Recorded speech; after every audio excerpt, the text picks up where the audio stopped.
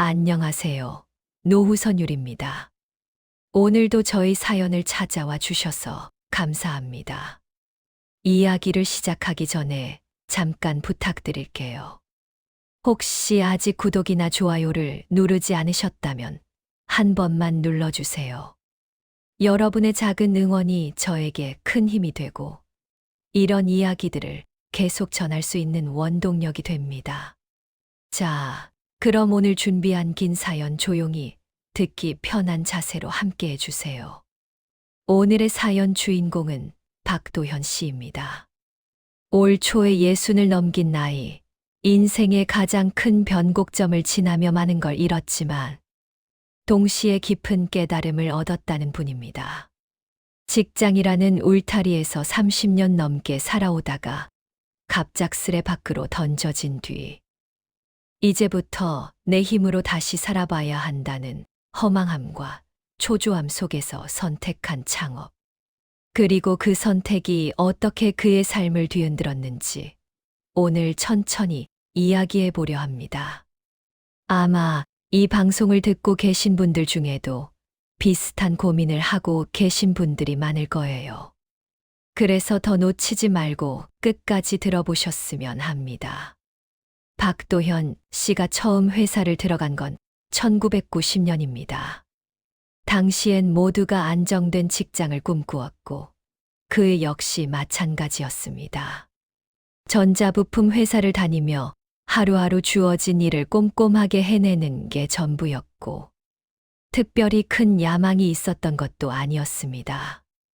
하지만 그는 성실했고 책임감 있었고 그 덕에 30년 넘게 한 회사에서 묵묵히 자리를 지켜냈습니다. 어느 순간 주변을 돌아보니 함께 입사했던 동기들은 하나둘씩 떠나 사라졌지만 그는 나는 끝까지 버틴다는 마음으로 자리를 지켰죠. 사내 구조 조정이 여러 차례 있었지만 늘 선택받지 못했고 그렇게 세월은 흘러갔습니다. 그러던 2022년 봄 그의 인생을 바꿔놓을 결정적인 순간이 찾아옵니다. 회사에서 조용히 그를 불렀습니다. 박 부장님, 이번 명예퇴직 프로그램 고려해 보시는 게 어떨까요? 미리 예상은 했지만 막상 그 말을 들으니 가슴이 덜컥 내려앉았다 합니다. 사무실을 나서 주차장까지 걸어가는 동안 머릿속은 텅 비고 다리까지 후들거렸다고 하네요. 32년 동안 한 길을 걸어왔는데 마치 갑자기 땅이 꺼지는 느낌이었다고 말했습니다. 퇴직금은 1억 7천만 원이 나왔고 여기에 그동안 틈틈이 넣어두었던 적금 8천만 원을 합치니 약 2억 5천만 원 정도의 종잣돈이 생겼습니다. 얼핏 들으면 큰돈 같지만 그는 숫자를 바로 계산해 보았다고 합니다. 한 달에 250만 원만 써도 8년 아니 물가 오르면 7년도 못 버티겠네. 국민연금 수령까지의 시간을 생각하면 훨씬 더 빠듯했습니다. 특히 수입이 아예 없는 상태로 몇 달을 보내보니 그 불안감은 더 커져갔습니다. 그는 퇴직이 이렇게 무서울 줄 몰랐다고 말했습니다. 하루아침에 할 일이 사라진 그의 일상도 문제였습니다. 30년 넘게 새벽에 눈 뜨면 무조건 출근 준비를 하던 사람이었기에 아무 일정 없이 아침을 맞는다는 것은 그에게 큰 혼란이었습니다. 텔레비전도 집중이 안 되고 책도 머릿속에 들어오지 않았습니다. 시간이 지나도 마음은 전혀 안정되지 않았습니다. 오히려 이래선 안 되겠다는 초조함만 더해졌습니다. 그러던 어느 날 오랜만에 만난 퇴직 동료들 모임에서 누군가 이런 이야기를 꺼냈습니다. 요즘은 1,500원 저가 커피가 대세래. 하루 500잔만 팔아도 월 400은 남는데. 그 말은 그의 귀를 단번에 사로잡았습니다. 왜냐면 커피는 경기가 흔들려도 꾸준히 소비되는 품목이라 안정적이라는 인식이 있었기 때문입니다. 또 다른 동료가 나도 알아보는 중이야. 요즘 편의점도 다 커피 마시잖아. 싸니까 잘 나가더라고라고 말하자 그는 마음속으로 욕망 아닌 욕망이 슬며시 자라나는 걸 느꼈습니다. 이거라면 나도 할 수 있겠다. 스스로 그렇게 결론을 내린 것입니다. 집으로 돌아온 그날 밤, 그는 노트북을 켜서 저가 커피 프랜차이즈 정보를 찾아보기 시작했습니다. 초기 투자 9천만 원, 월 순이익 35만 450만 원, 예상 하루 평균 판매량 500장 같은 문구들이 그의 눈을 강하게 끌어당겼습니다. 그는 오랜 직장 생활 동안 익숙했던 방식으로 바로 계산기를 꺼내 숫자를 맞춰보기 시작했습니다. 매출, 원가율, 임대료, 인건비, 고정비, 변동비 모든 수치가 깔끔하게 떨어졌고 논리적으로 완벽했습니다. 박도현 씨는 스스로에게 속삭였다고 합니다. 이건 실패할 확률이 거의 없겠는데. 그날 저녁 그는 아내에게 조심스럽게 이야기를 꺼냈습니다. 나 커피 창업 한번 해보려고 해. 아내는 잠시 그를 바라보더니 조심스레 말했습니다. 당신은 숫자 보는 건 잘하지만 장사는 숫자만으로 되는 게 아니라고들 하잖아요. 그 말이 마음속에 살짝 남았지만 그는 이미 결정을 굳힌 상태였습니다. 괜찮아. 계산은 틀리지 않아. 내가 직접 확인했어. 그는 그렇게 자신을 다독이며 새로운 길로 발걸음을 옮기기 시작했습니다. 창업을 결심한 뒤 저는 일주일 내내 인터넷을 뒤지고 창업 카페를 기웃거리며 자료를 모았습니다. 후기를 읽고 장단점을 정리하고 다른 사람들의 경험담을 분석하는 과정이 마치 다시 일할 수 있는 이유를 찾는 것처럼 느껴졌습니다. 그러다 우연히 코엑스에서 열리는 창업 박람회 공지를 보게 됐습니다. 저는 수첩 한쪽에 동그라미를 치며 날짜를 적어두었습니다. 마음속에서 뭔가가 빠르게 굴러가기 시작했습니다. 이제 진짜 시작이구나, 그렇게 생각했죠. 박람회장이 열린 날, 저는 아침 일찍 코엑스로 향했습니다. 전시장에 들어서니 열기가 대단했습니다.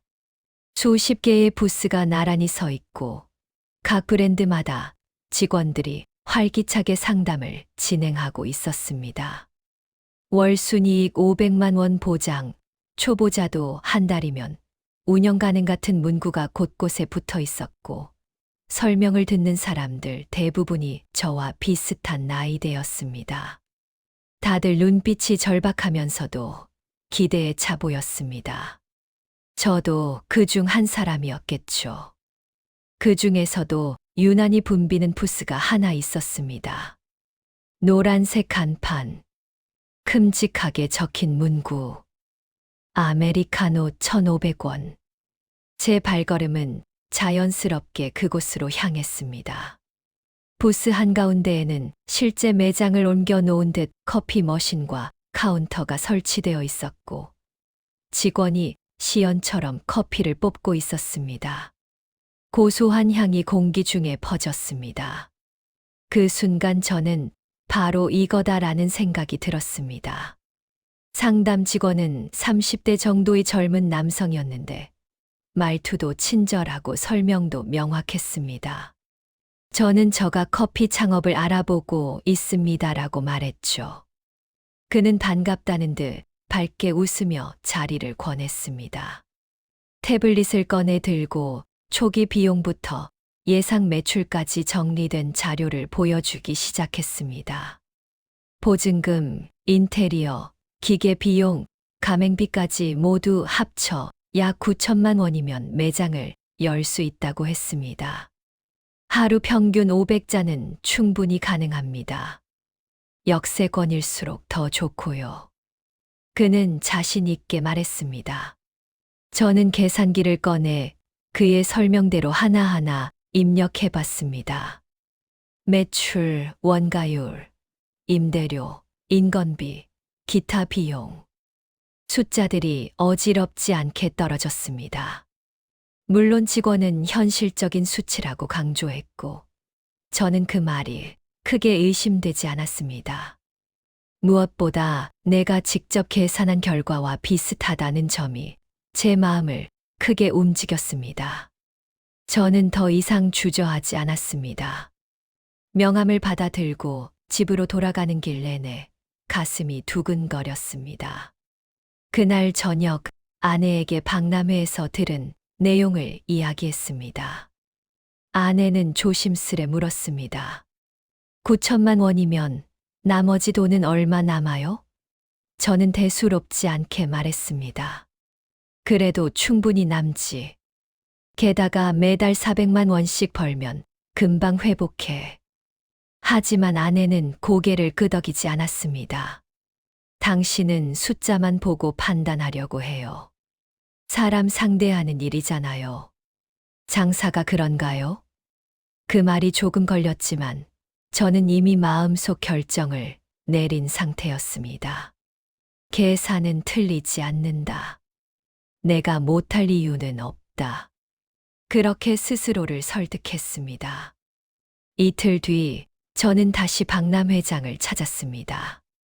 이번에는 계약서를 손에 쥔 제 상담부스를 찾았죠. 직원은 환하게 웃으며 저를 맞았습니다. 결정하셨나요? 저는 고개를 끄덕이면서 계약금 1천만 원을 입금했습니다. 통장에서 큰 돈이 빠져나가는 걸 보니 손이 약간 떨리긴 했지만 지금이 기회다라는 생각이 더 컸습니다. 그렇게 저는 인생에서 첫 창업 계약을 체결했습니다. 입지 선정은 생각보다 시간이 걸렸습니다. 강남이나 여의도 같은 중심지는 임대료가 너무 높았습니다. 월세가 300만 400만 원이라 버틸 자신이 없었습니다. 결국 저는 2호선과 7호선이 만나는 환승역 근처에 있는 1층 상가를 발견했습니다. 역과 도보로 3분 정도 거리였고 주변에 오피스 빌딩과 아파트 단지가 함께 있었습니다. 본사 담당자와 함께 현장을 돌아보며 체크했습니다. 담당자는 유동인구 좋습니다. 출퇴근 시간대 매출 기대해도 됩니다라고 말했습니다. 저는 망설임 없이 계약서에 서명했습니다. 보증금 5천만 원이 또 빠져나갔지만 이제 정말 시작이구나라는 설렘이 더 앞섰습니다. 인테리어 업체가 들어와 10평 남짓한 공간을 카페로 꾸미는데 2주 정도 걸렸습니다. 노란 간판이 달리고 커피 머신과 냉장고, 키오스크 2대가 설치된 모습을 보니 정말 제 가게가 생긴 기분이 들었습니다. 그 순간만큼은 33년 직장을 떠난 허전함이 아니라 새로운 삶이 열리는 것 같은 기대감으로 가득 찼습니다. 오픈을 앞두고 본사에서는 3일간 교육을 제공했습니다. 커피 추출 시간, 우유 스팀 온도, 재고 관리, 위생 관리까지. 생소했지만 어렵진 않았습니다. 기계가 거의 자동이었기 때문입니다. 아내도 함께 교육을 받았습니다. 아내는 처음엔 어색해했지만 곧 능숙하게 기계를 다뤘습니다. 이 정도면 해볼 만하네 아내가 웃으며 말했습니다. 그 말을 듣고 저는 더 확신이 생겼습니다. 드디어 오픈 날짜가 정해졌습니다. 2022년 9월 15일. 전날 밤은 정말 잠이 오지 않더군요. 내 이름을 걸고 하는 첫 사업. 긴장과 기대가 뒤섞인 감정이 마음속에서 계속 맴돌았습니다. 새벽같이 일어나 매장으로 향하는 발걸음이 그렇게 가벼웠던 적이 없었습니다. 오픈날 아침, 저는 해가 뜨기도 전부터 매장에 나갔습니다. 전날 정리했던 테이블과 바닥을 다시 닦고 커피 머신에 전원을 켜고 냉장고에 우유를 채워 넣고 원두를 갈아 세팅했습니다. 키오스크가 제대로 작동하는지 마지막으로 테스트하면서 자꾸만 손이 떨렸습니다. 아내도 아침 일찍 매장에 도착했습니다. 이제 시작이네. 그 말에 저는 잔잔하게 웃으며 고개를 끄덕였습니다. 오래 준비한 만큼 잘해보고 싶다는 욕심이 슬며시 올라왔습니다. 간판에 불을 켜니 노란 빛이 거리를 환하게 비추었습니다. 아직 이른 시간이었지만 가게 안은 묘하게 활기찬 공기가 흘렀습니다. 첫 손님은 8시가 조금 넘은 시간에 들어왔습니다. 서둘러 출근하는 모습의 직장인 남성이었는데 키오스크 앞에서 잠시 머뭇거리더군요. 저는 바로 다가가 처음 이용하시는 거죠. 제가 도와드릴게요라고 말했습니다. 그는 아메리카노를 주문했고 카드를 긁고 나니 주방 프린터에서 첫 주문지가 딱 하고 출력됐습니다. 저는 그 종이를 손에 쥐고 잠시 숨을 들이켰습니다. 제 인생에서 처음 만들어 드리는 커피라는 것 때문인지 이상하게 울컥하더군요. 커피를 건네자 그는 잘 마시겠습니다라는 짧은 인사를 남기고 매장을 나섰습니다. 그 단순한 한마디에 저는 생각보다 더 큰 감동을 받았습니다. 진짜 내 가게구나 하는 실감이 밀려왔습니다. 그 뒤로는 손님이 끊임없이 밀려들었습니다. 출근 시간대가 되니 키오스크 2대가 동시에 사용되었고 프린터는 거의 쉴 틈 없이 주문서를 뽑아냈습니다. 아메리카노, 라떼, 바닐라 라떼 순으로 많이 나갔습니다. 저도 정신없이 컵을 잡고 버튼을 누르고 스팀을 올리며 손이 분주하게 움직였습니다. 그런데 바쁠수록 신기하게도 마음은 더 가벼웠습니다. 이대로면 진짜 잘 될지도 모르겠구나 하는 희망이 자리 잡았습니다. 점심시간이 되자 대기줄이 매장 밖으로 길게 늘어서기까지 했습니다.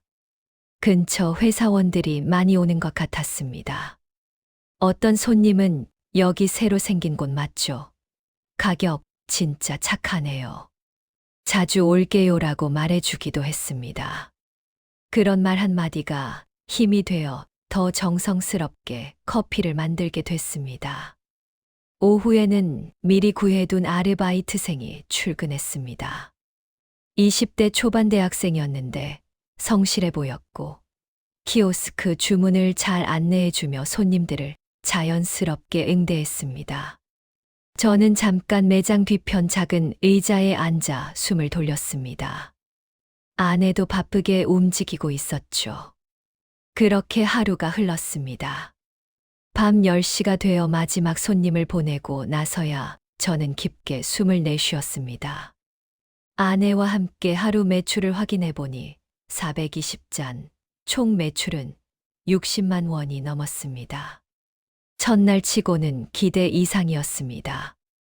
아내도 놀란 표정으로 생각보다 정말 잘 됐네라며 웃었습니다. 그 순간이 얼마나 희망차고 벅찼는지 모릅니다. 정말 잘 될 수 있겠구나 하는 생각이 마음 깊은 곳에 자리 잡았습니다. 이튿날도 손님이 꾸준히 들어왔습니다. 셋째 날도, 그 다음 날도 상황은 비슷했습니다. 평균 400잔 이상, 주말에는 500잔을 넘는 날도 있었습니다. 퇴직했던 동료들이 찾아와 부장님, 대박이네요. 라고 말할 정도였습니다. 제 얼굴에도 저도 모르게 자신감이 묻어났습니다. 첫 달을 정산했을 때 총 매출은 약 1,500만 원이었습니다. 원자재 비용, 임대료, 인건비, 전기세 등을 제외하고 남는 순이익은 약 200만 원 정도였습니다. 제가 예상했던 400만 원에는 못 미쳤지만 첫 달인데 이 정도면 충분히 괜찮지라는 생각이 들었습니다. 조금만 더 자리 잡으면 더 좋아지겠지. 그렇게 스스로를 격려하며 다음 달을 맞았습니다. 2달째는 좀 더 나았습니다. 단골 손님이 늘었고 아침마다 찾아오는 직장인들이 가게에 활기를 더했습니다. 퇴근 시간대도 손님이 꾸준히 들어왔고 덕분에 매출은 더 안정적으로 나왔습니다. 2달째 매출은 약 1,100만 원, 순이익은 280만 원 정도였습니다. 겨울이 다가오면서 따뜻한 음료를 찾는 사람이 많아지고 라떼 판매량이 늘면서 수익이 조금 더 개선됐습니다. 새해가 밝고 34개월 차가 되자 매장은 한층 자리를 잡아가는 듯 했습니다. 손님들이 여기 커피 맛있어요라고 말해주기도 하고 주변 직장들 사이에서도 입소문이 조금씩 퍼지고 있었습니다. 봄이 되어 얼음 음료가 잘 팔리기 시작하면서 원가 부담이 줄어들어 순이익도 조금씩 올라갔습니다. 그때까지만 해도 저는 진심으로 이렇게 생각했습니다. 이제는 궤도에 올랐다. 앞으로는 흑자만 쌓이겠지. 저는 그때 몰랐습니다. 이 행복한 순간이 이 창업의 정점이라는 걸. 그 뒤로 찾아올 변화가 이렇게도 무서울 줄은 상상조차 하지 못했습니다. 그런데 계절이 여름으로 바뀌는 시점부터 제 사업은 서서히 이상한 기류를 타기 시작했습니다. 어느 날 아침 평소와 다를 것 없는 출근길이었는데 매장과 한 블록 떨어진 건물 앞에 공사 가림막이 설치된 걸 봤습니다. 처음엔 새로 상가가 생기려나 보다 정도로만 생각했죠. 하지만 며칠 뒤 그곳에 노란색 바탕에 커다란 글씨가 걸렸습니다. 아메리카노 1,500원, 9월 오픈. 제 매장과 동일한 가격, 동일한 콘셉트의 저가 커피 브랜드였던 겁니다. 순간 심장이 턱 내려앉았습니다. 하지만 이내 스스로를 안심시키려 했습니다. 아니야, 손님 많으니까 괜찮겠지. 커피 마시는 사람은 워낙 많으니까. 저는 합리화하듯 그렇게 말하며 불안감을 눌러 담았습니다. 그런데 불길한 일은 그게 전부가 아니었습니다. 8월이 되자 반대편 골목에도 또 다른 저가 커피점 봉사가 시작됐고 간판 역시 같은 1,500원. 그렇게 두 곳이 같은 달에 동시에 오픈했습니다. 불안이 가슴 깊은 곳을 콕콕 찌르기 시작했습니다. 매출은 정직했습니다. 하루 430잔이던 판매량은 380잔으로 떨어졌고 일주일 지나자 320잔, 이내 300잔 아래로 내려갔습니다. 그동안 위로 올라가던 매출 그래프가 처음으로 뚝 꺾여 내려가기 시작했습니다. 아내는 장부를 보며 말했습니다. 여보, 손님들이 새로 생긴 대로 가는 것 같아요. 이벤트도 하더라고요. 알고 보니 오픈한 두 매장 모두 첫 주는 아메리카노를 1,000원에 팔고 있었던 겁니다. 저는 억지로 말했습니다. 한 달만 지나면 손님 돌아올 거야. 이벤트는 오래 못 가지.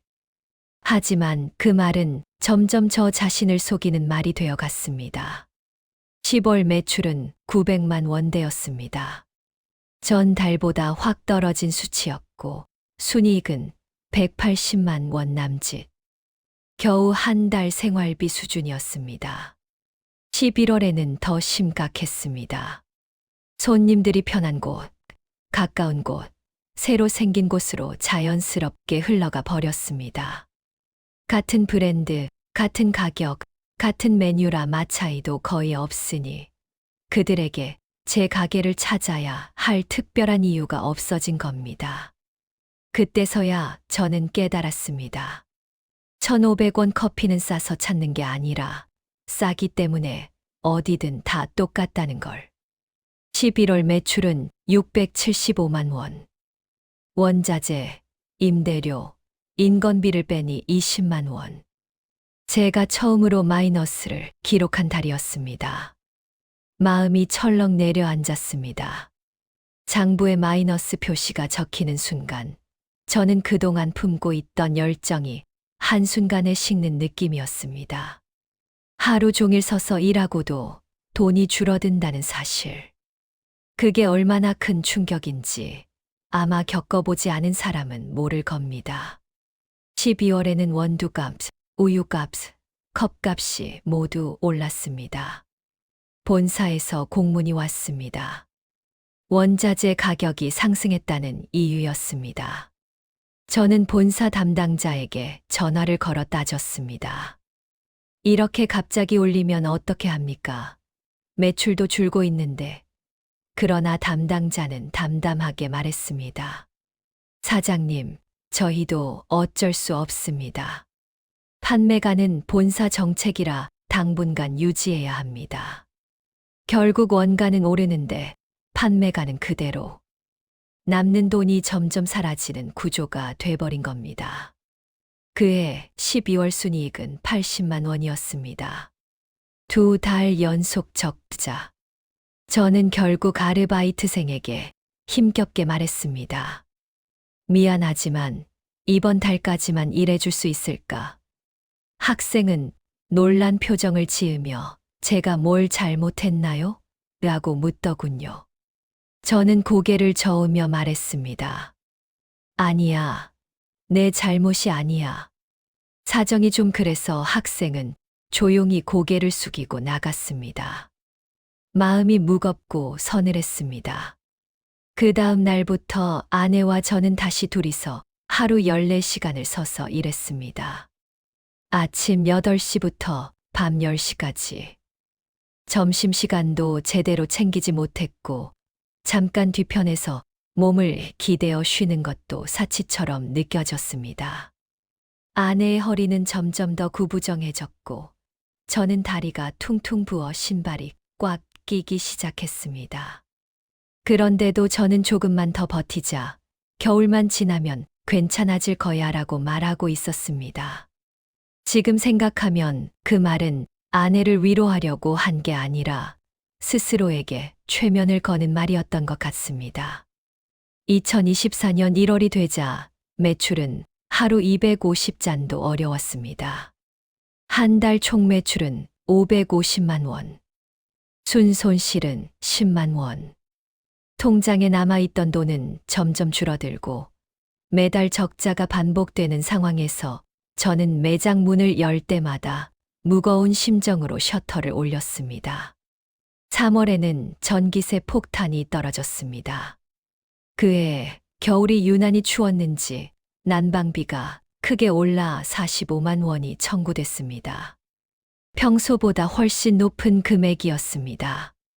이 정도가 되자 정말 버티기 힘들다는 생각이 들었습니다. 아무리 장부를 들여다봐도 해답이 나오지 않았습니다. 원가임대료 전 기세부자재 가격 줄일 수 있는 부분은 이미 다 줄인 상태였습니다. 내년 봄이 와도 상황은 나아지지 않았습니다. 한때 매일 찾아오던 여러 손님들도 이제는 가까운 다른 매장으로 흩어졌습니다. 거기가 더 가까워서요. 아무 데서나 맛이 비슷하더라고요라며 자연스럽게 이동해버린 겁니다. 저가 커피는 충성 고객을 만들기 어려운 구조였습니다. 사람들은 어디든 아무 데든 들어갈 뿐이었죠. 그렇게 몇 달이 흐르자 통장에 남아있던 1억 6천만 원은 1억 3천만 원으로 내려갔습니다. 매달 100만 원 가까운 적자가 쌓이니 텅텅 비는 건 시간 문제였습니다. 아내는 어느 날 밤 조심스레 말했습니다. 여보, 이제 정말 그만해야 하는 거 아니에요. 그 말에 저는 아무 대답도 하지 못했습니다. 그리고 고개만 천천히 끄덕였죠. 돌이켜보니 저는 이미 오래전부터 알고 있었습니다. 더 버텨봐야 상황이 달라지지 않는다는 걸. 결국 올 가을 2년이 좀 지나 저는 간판 불을 마지막으로 껐습니다. 노랗게 빛나던 조명은 서서히 어두워졌고 창밖엔 여전히 같은 가격으로 커피를 파는 또 다른 가게들의 불빛이 환하게 켜져 있었습니다. 제 가게는 조용히 문을 닫았지만 거리의 저가 커피 경쟁은 끝날 줄 몰랐습니다. 그 풍경을 보며 묘한 공허함이 밀려왔습니다.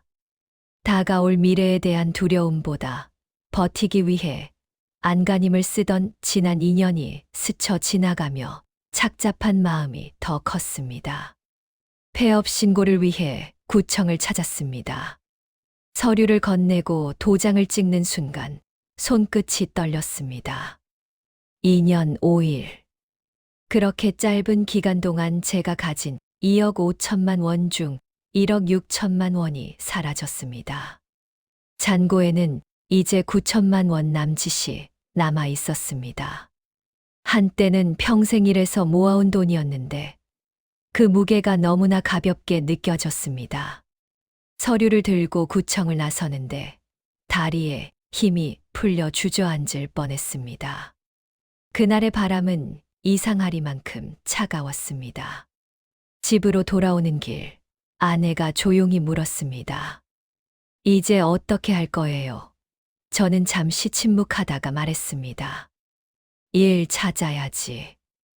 뭐라도 해야지. 하지만 나이 61. 이력서를 내도 연락이 오지 않았습니다. 33년 대기업 부장 경력도, 긴 시간 쌓아온 업무 경험도 이 나이에선 큰 의미가 없어 보였습니다. 10곳 넘게 지원했지만 면접조차 받지 못했습니다. 나이가 많다는 보이지 않는 벽이 확실히 존재했습니다. 한 달이 지나자 통장에서 돈만 빠져나갔습니다. 생활비, 보험료, 카드값 가만히 있어도 지출은 계속되는데 수입이 없다는 건 정말 큰 공포였습니다. 그러던 중에 우연히 눈에 들어온 구인 광고가 있었습니다. 물류센터, 야간 상하차, 새벽 4시 출근, 월급 350만 원, 나이 제한 없음. 심호흡을 하고 전화를 걸었습니다. 담당자는 제 나이를 묻더니 이렇게 말하더군요. 괜찮습니다. 내일 오세요. 다음 날 새벽 저는 물류센터에 도착했습니다. 컨테이너에서 쏟아져 나오는 짐을 분류하고 다시 트럭으로 실어보내는 반복적인 작업이었지만 생각보다 강도가 높았습니다. 무거운 박스를 끌어안고 나르다 보면 숨이 턱까지 차올랐습니다. 손끝이 저리고 허리는 금방 뻐근해졌지만 이상하게도 마음은 한결 가벼웠습니다. 적어도 내 손으로 버는 돈이라는 생각 때문이었겠죠. 함께 일하는 사람들 대부분이 저와 비슷한 나이대였습니다. 일하면서 들은 이야기들은 모두 낯설지 않았습니다. 가게 망해서 왔어요. 부동산 투자 잘못해서 다 날렸어요. 자식 결혼시키고 나니까 가진 게 없어서 다들 저마다의 이유로 이곳에 왔고 저는 그들의 이야기를 들으며 나만 이런 건 아니구나라는 묘한 위로를 받았습니다. 점심시간에 한 동료가 제게 물었습니다. 형님은 뭐 하시다가 오셨어요? 저는 쓴웃음을 지으며 말했습니다. 저가 커피 했었어요. 그가 놀란 표정으로 물었습니다. 어땠어요? 저도 알아봤었는데. 저는 잠시 뜸을 들이다가 대답했습니다. 경쟁이 너무 심해요. 같은 동네에 한두 개 생기는 게 아니라 너댓 개씩 생겨요. 원가는 계속 오르고 가격은 못 올리고 그러다 결국 버티질 못했죠. 그 동료는 고개를 천천히 끄덕였습니다. 아, 쉽지 않겠네요. 한 달이 지나 첫 월급이 들어왔습니다. 350만 원. 많진 않았지만 확실하고 안정적인 수입이 있다는 사실이 오랜만에 위안이 됐습니다. 커피숍을 할 때는 하루가 지나도 남은 게 없었지만 물류센터에서는 힘든 만큼 급여가 들어왔습니다. 그래, 적어도 이건 마이너스는 아니니까. 스스로에게 그렇게 말하며 마음을 다독였습니다. 어느 날 퇴근 후 집 근처 편의점에 들렀습니다. 삼각김밥을 고르고 계산대 옆을 보니 커피 머신이 놓여 있었습니다. 아메리카노 1200원. 제 가게가 1,500원을 붙들고 있을 때 편의점은 이미 그보다 더 싸게 팔고 있었던 겁니다. 주유소에서도 패스트푸드점에서도 커피를 1,000원에 팔고 있었습니다. 그때 깨달았습니다. 저가 경쟁의 끝은 결국 바닥까지 가는 거구나. 싸게 파는 싸움은 승자가 없는 전쟁이었습니다. 집에 돌아와 아내와 이야기를 나누었습니다. 회사에서는 계획이 정답이었는데 장사는 아니더라. 변수가 더 많아.